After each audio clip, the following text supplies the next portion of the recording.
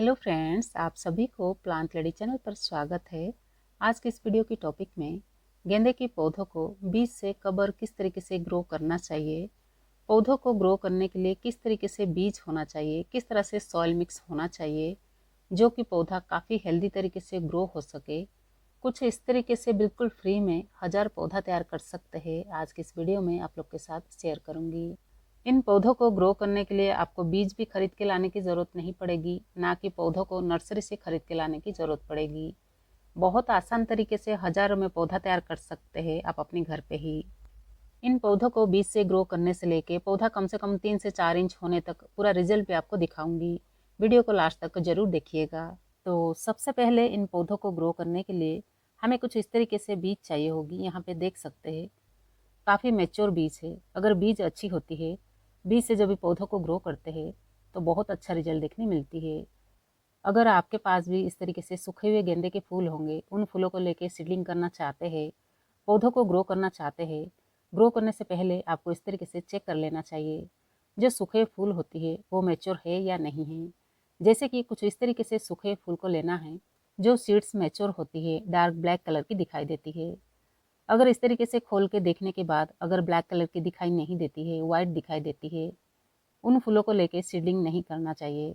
उस तरीके से फूलों को लेके सीडलिंग करते हैं जिस तरीके से आपको रिजल्ट चाहिए होगी उस तरीके से रिजल्ट नहीं मिलेगी। इसलिए कुछ इस तरह से आपको सीड्स लेना है जिन सूखे फूलों के अंदर इस तरह से ब्लैक कलर की दिखाई दे। इन सीड्स को हेल्दी तरीके से ग्रो करने के लिए कुछ इस तरीके से सॉइल मिक्स बनाना होगा।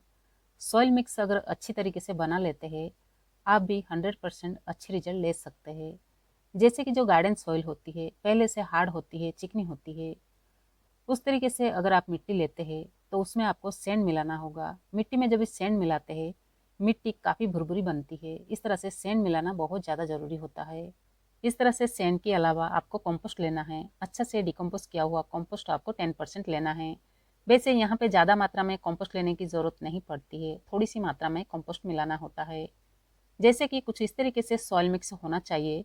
जो गार्डन सॉइल होती है, गार्डन सॉइल 50%, उसमें 40% सैंड मिलाना है जिसे बालू रेती कहते हैं। उसके अलावा 10% आपको कंपोस्ट मिलाना है। सॉइल मिक्स के अलावा इन पौधों को ग्रो करने के लिए कुछ इस तरीके से चीज़ें आपको लेना होगा जिसकी गहराई कम हो, चौड़ाई ज़्यादा हो। जैसे कि फ्रेंड यहाँ पे आप अगर चाहे उस तरीके से सॉइल मिक्स बना के भी पौधों को ग्रो कर सकते हैं, या फिर इस तरीके से पुराने गमले की मिट्टी को धूप में अच्छा से सुखा के दोबारा यूज़ कर सकते हैं। पुरानी मिट्टी को धूप में जब भी अच्छा से सुखा लेते हैं, मिट्टी के अंदर किसी प्रकार की फंगस जैसे बीमारी नहीं होती है, पौधा काफ़ी हेल्दी तरीके से ग्रो हो पाती है। मिट्टी जितना अच्छा से भुरभुरी होती है पौधा काफ़ी हेल्दी तरीके से ग्रो हो पाती है। जो पुरानी गमले की मिट्टी होती है पहले से बना हुआ होता है, जिसके अंदर पहले से सैंड कंपोस्ट मिला हुआ होता है, इसलिए इस तरीके से मिट्टी को भी धूप में सुखा के दोबारा यूज़ कर सकते हैं। मैं हमेशा इस तरह से मिट्टी में सीड्स को ग्रो करती हूँ या फिर कटिंग ग्रो करती हूँ, मुझे काफ़ी अच्छा रिजल्ट देखने मिलती है। जैसे कि फ्रेंड अगर आपके पास की जो मिट्टी होती है कुछ इस तरीके से होती है, बहुत ज़्यादा हार्ड होती है, चिकनी होती है, उस मिट्टी में डायरेक्ट कभी भी सीड्स को ग्रो नहीं करना चाहिए। उस तरीके से अगर मिट्टी लेना चाहेंगे ले सकते हैं, लेकिन उस मिट्टी में आपको सैंड मिलाना होगा, थोड़ी सी मात्रा में कंपोस्ट मिलाना होगा। यहाँ पे इस मिट्टी को देख सकते हैं कितना ज़्यादा हार्ड है, चिकनी है। अगर इस तरह से हार्ड मिट्टी या फिर चिकनी मिट्टी को डायरेक्ट लेके सीड्स को ग्रो करने की कोशिश करेंगे, जिस तरीके से आपको रिजल्ट चाहिए होगी उस तरीके से पौधा ग्रो नहीं हो पाएगी। इसलिए इस तरीके से मिट्टी में सैंड मिलाना बहुत ज़्यादा ज़रूरी होता है। मिट्टी जितना अच्छा से भुरभुरी होती है, हल्की होती है, जो भी सीड्स को ग्रो करते हैं, सीड्स बहुत जल्दी अंकुरित होती है, पौधा भी काफ़ी हेल्दी तरीके से ग्रो होती है। इस मिट्टी को यहाँ पे देख सकते हैं। मिट्टी को लेके जब इस तरीके से मुट्ठी बांधते हैं, मिट्टी इसी तरह से बिखर जाना चाहिए, तो आप समझ जाइए मिट्टी काफ़ी भुरभुरी है। तो चलिए इस मिट्टी को ले लेते हैं। जो भी पॉट्स, जो भी गमले में इन सीड्स को ग्रो करना चाहेंगे उसके अंदर ड्रेनेज होल क्लियर होना चाहिए। ड्रेनेज होल अगर क्लियर रहेगी तो मिट्टी के अंदर कभी भी ओवर वाटरिंग नहीं होती है, पानी अच्छा से ड्रेन आउट हो जाती है। सॉइल मिक्स भरने से पहले ड्रेनेज होल पे इस तरीके से टिकरी वगैरह रख सकते हैं या फिर नीचे छोटे छोटे पत्थर वगैरह डाल सकते हैं। उसके बाद सॉइल मिक्स भर लेना है। जैसे कि एक गमले के हिसाब से इस तरीके से अगर मिट्टी लेना चाहते हैं तो 1 चम्मच हल्दी पाउडर भी इस मिट्टी में मिला सकते हैं, या फिर आप अपने पास फंजीसाइड वगैरह रखते होंगे तो भी 1 चम्मच मिला सकते हैं। वैसे जो पुरानी मिट्टी होती है धूप में जब भी अच्छा से सुखा लेते हैं उसमें किसी भी चीज़ को मिलाने की ज़रूरत नहीं है। अगर मिट्टी को नहीं सुखाए होंगे, मिट्टी के अंदर अगर नमी होगी, तो इस तरीके से मिट्टी में हल्दी पाउडर डाल सकते हैं, या फिर आप चाहे तो फंजीसाइड पाउडर भी 1 चम्मच ले सकते हैं। इसी तरह से इस मिट्टी में मिला के मिट्टी को तैयार कर सकते हैं।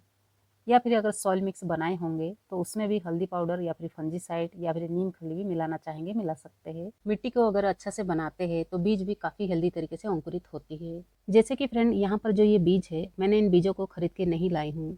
पिछला विंटर सीजन में पौधे पे जो फूल खिला हुआ था, उन्हीं फूलों को मैंने कलेक्ट करके स्टोर करके रखी थी। इन पौधों को ग्रो करने के लिए बिल्कुल फ्री में 1000 पौधा तैयार कर सकते हैं।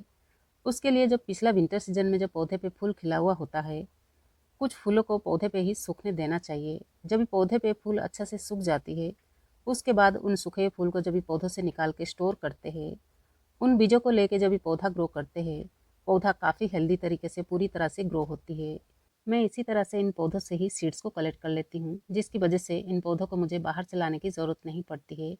सही समय आने पर इन पौधों को मैं सीडलिंग करती हूँ, विंटर के लिए तैयार करती हूँ। यहाँ पे इन पौधों को देख सकते हैं, पौधे पे फूल देख सकते हैं। पिछला विंटर सीजन में इसी तरह से फूल खिला हुआ था। समय से पहले इन पौधों को जब भी ग्रो करते हैं, पौधों को समय से पहले जब भी बहुत ज़्यादा बुशी बनाते हैं, विंटर आने से पहले ये सब काम अगर कर लेते हैं, तो विंटर में बहुत ज़्यादा फूल देखने मिलती है। वैसे तो गेंदे में बहुत सारे वैरायटी देखने मिलती है, बहुत सारे कलर वैरायटी होती है। यहाँ पे ज़रूर नहीं है मैं जाफरी गेंदे की ही बात कर रही हूँ। जो भी आपके पास गेंदे की वैरायटी होंगे या फिर जो भी गेंदे की पौधों को ग्रो करना चाहेंगे, इस मौसम में इन पौधों को सीड से ग्रो कर सकते हैं। बहुत आसान तरीके से, बहुत हेल्दी तरीके से पौधा तैयार हो जाती है। जैसे कि फ्रेंड, पिछला विंटर सीजन में इन पौधों को लेके पूरा डिटेल वीडियो आप लोग के साथ शेयर करी हूँ। पौधों को किस मौसम में ग्रो करना चाहिए, किस तरह से पिंच करना चाहिए, कौन कौन सी फर्टिलाइज करना चाहिए, विंटर से पहले पौधों को ज़्यादा से ज़्यादा बुशी बनाने के लिए किस तरीके से इन पौधों को तैयारी कर सकते हैं, पूरा डिटेल वीडियो पहले से मेरे चैनल पर अपलोड है। आप अगर चाहे तो चैनल पे जाके उन वीडियो को देख सकते हैं, मैंने किस तरीके से इन पौधों को बुशी बनाई हूँ, जिसकी वजह से पौधा बहुत ज़्यादा बुशी हुआ है। पौधों को जितना ज़्यादा बुशी बना पाते हैं, पौधे पे उतना ही ज़्यादा फूल ले पाते हैं। इसलिए पौधों को बुशी बनाना भी बहुत ज़्यादा ज़रूरी होता है।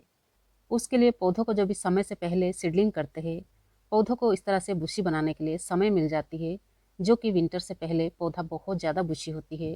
विंटर आने पर पौधे पे इसी तरह से 100 से लेके 500 तक फूल खिलते हैं। क्या आप भी आने वाला विंटर सीजन के लिए आप अपने पौधों को इस तरीके से बनाना चाहते हैं? तो चलिए इन पौधों को सीडलिंग करते हैं। अगर आप ये जानना चाहते हैं गेंदे जैसे पौधों को सीड से कब सीडलिंग करना चाहिए, किस मंथ में करना चाहिए, विंटर से पहले पौधों को बहुत ज़्यादा बुशी बनाना चाहते हैं, जुलाई, अगस्त या फिर सितंबर मंथ तक इन पौधों को सीडलिंग कर सकते हैं। जुलाई, अगस्त, सितंबर मंथ के अंदर अगर सीडलिंग कर लेते हैं तो पौधों को आगे ग्रोथ होने के लिए समय मिल जाएगी। जितना ज़्यादा आपको समय मिलेगी, पौधों को उतना ज़्यादा बुशी बना पाएंगे। इसलिए इस मंथ में इन पौधों को सीडलिंग कर सकते हैं। कुछ इस तरीके से सूखे फूल को अच्छा से मल लेना है। उसके बाद जो सॉइल मिक्स आपने बनाए होंगे, अच्छा से सब तरफ से इस तरह से स्प्रिंकल करना है। उसके बाद थोड़ा सा सॉइल मिक्स इस तरीके से बचा के रखना है। सीड्स के ऊपर इस तरीके से आपको कवर करना है। बहुत ज़्यादा मिट्टी से कवर नहीं करना है, सिर्फ आधा इंच जितना आपको कवर करना है। अगर बहुत ज़्यादा गहराई में सीड्स चली जाएगी तो पौधों को ग्रोथ होने के लिए समय लगेगा, या फिर जो सीड्स होती है बहुत ज़्यादा गहरी में होने की वजह से अंकुरित नहीं हो पाती है, जिसकी वजह से पानी जब भी डालते हैं धीरे धीरे मिट्टी के अंदर गलने लगती है। इसलिए कम से कम आधे से 1 इंच मिट्टी कवर कर सकते हैं, बहुत ज़्यादा मिट्टी से कवर ना करें। इस तरह से मिट्टी से कवर करने के बाद स्प्रेयर की मदद से अच्छा से पानी डाल दीजिए। उसके बाद इसे ऐसी जगह में रखिए जहाँ पर सुबह की 3-4 घंटे की धूप आती हो। जब तक पौधा दिखाई ना दे तब तक आप इसे सेमी शेड एरिया में रखना है। सीड्स को सीडलिंग करने के बाद आगे किस तरीके से पौधा ग्रोथ पर होगा, आपको रिजल्ट भी दिखाऊंगी। वीडियो को आगे तक ज़रूर देखिएगा। लेकिन यहाँ पर इस तरह से सीडलिंग करने के बाद कुछ बातों को ध्यान देना बहुत ज़्यादा ज़रूरी है। मिट्टी में ओवर वाटरिंग नहीं होना चाहिए, ना कि मिट्टी सूखना चाहिए। मिट्टी में नमी होना चाहिए। तो चलिए आगे देखते हैं पौधा कब तक ग्रोथ होता है। और यहाँ पे कुछ दिन की बात की रिजल्ट मैं आपको दिखा रही हूँ। सीड्स को ग्रो करते हुए 10 दिन हो चुकी है। 10 दिन में काफ़ी ज़्यादा अच्छा रिजल्ट दिखाई दे रही है। अभी भी बहुत सारे सीड्स ग्रोथ होना बाकी है, कुछ ही पौधा अभी दिखाई दे रही है। लेकिन जब पौधा इस तरीके से ग्रोथ पर आ जाती है, यहाँ पे पानी का ध्यान देना भी बहुत ज़्यादा ज़रूरी है। अगर यहाँ पे मिट्टी में बहुत ज़्यादा ओवर वाटरिंग होती है तो धीरे धीरे पौधा गलने लगती है, इसलिए यहाँ पे ध्यान देना बहुत ज़्यादा ज़रूरी होता है। और यहाँ देखिए फ्रेंड, कुछ दिन के बाद पौधा धीरे धीरे ग्रोथ होने लगी है। काफ़ी हेल्दी तरीके से पौधा ग्रोथ हो रही है। वैसे जुलाई अगस्त सितंबर मंथ में बहुत ज़्यादा बारिश भी होती है। इस समय में पौधों को जब भी ग्रो करते हैं तो यहाँ पे बारिश की पानी से बचाव करना भी बहुत ज़्यादा ज़रूरी है। जैसे कि 1-2 दिन बारिश होने से पौधों को किसी प्रकार की नुकसान नहीं होती है। अगर 8 से 10 दिन लगातार बारिश होती है, बारिश की पानी इन पौधे पे लगातार गिरती है, तो पौधा धीरे धीरे गलने लगती है, क्योंकि बहुत ज़्यादा ओवर वाटरिंग हो जाती है। उस समय में इन पौधों को थोड़े समय के लिए ऐसी जगह में रखना चाहिए जहाँ पर बारिश की पानी ना गिरता हो। फिर उसके बाद इन पौधों को धूप में रख सकते हैं। फिर यहाँ पे कुछ दिन की बाद की रिजल्ट मैं आपको दिखा रही हूँ। पौधों को देख सकते हैं, पौधा कितना ज़्यादा हेल्दी तरीके से ग्रो हो रही है। हजारों में पौधा तैयार हुआ है। इन पौधों को इस तरह से ग्रो करना बहुत आसान होती है। पौधा भी काफ़ी हेल्दी तरीके से ग्रो हो जाती है। यहाँ पे देख सकते हैं हर पौधे के अंदर कितना ज़्यादा हेल्दी तरीके से रूट्स ग्रोथ हो रही है। पौधों को सीडलिंग करने के बाद पौधा जब भी 3 से 4 इंच हो जाती है, उसके बाद इन पौधों को निकाल के अच्छा से दोबारा सॉइल मिक्स बना के इन पौधों को रिपोर्टिंग कर सकते हैं। हर एक गमले में 2 से 3 पौधों को ग्रो कर सकते हैं। उसके अलावा फ्रेंड, यहाँ पे इस बात का भी ज़रूर ध्यान रखिए, पौधा जब इस तरीके से ग्रोथ होने लगती है, 3 से 4 इंच हो जाती है, इन पौधों को दिन भर की धूप में रखना चाहिए। जैसे कि 7 से 8 घंटे की धूप मिलना बहुत ज़्यादा ज़रूरी होता है। इन पौधों को शेड एरिया या फिर सेमी शेड एरिया में नहीं रखना चाहिए। तो चलिए कुछ पौधों को निकाल के आपको दिखाती हूँ, पौधे के अंदर किस तरीके से मिट्टी में हेल्दी तरीके से जड़ें ग्रोथ हो रही है। पौधे पे इसी तरह से हेल्दी ग्रोथ लेने के लिए सॉइल मिक्स अगर सही तरीके से बनाते हैं, सीड्स अगर मैच्योर होती है, तो पौधे पे इसी तरह से हेल्दी ग्रोथ होती है। यहाँ पे रिजल्ट आप देख सकते हैं।